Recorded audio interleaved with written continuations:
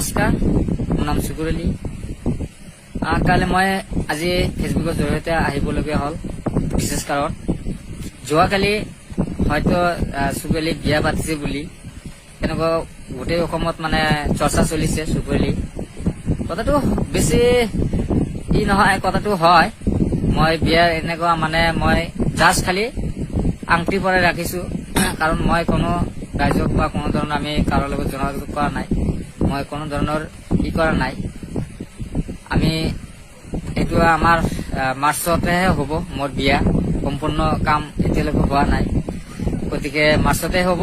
আমি এতিয়া জাষ্ট খালি মই আংটি পৰাই ৰাখিছো, সেইকাৰণে আমি কাৰোকো নিমন্ত্ৰণ দিব পৰা নাই। গোটেই অসম ৰাইজৰ ওপৰত নিমন্ত্ৰণ আছে, গতিকে ইমান ভাবিব নালাগে। কোনোবাই বহুত মোক ফোন কৰি কৈ আছে মোক নিমন্ত্ৰণ কিয় দিয়া নাই, চুকুৰ আলী বিয়া পাতিলে গমেই নাপালো।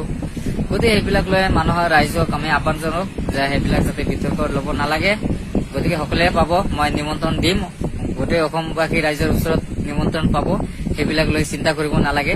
গতিকে মই কাৰো ফ্লাছ কৰা নাই, মই জাষ্ট খালি মই আংটি পৰাই ৰাখিছো। এতিয়া মই ঘৰত বোৱাৰী এতিয়ালৈকে অনা নাই, মই এতিয়া মাৰ্চতেহে বোৱাৰীখন আনিম।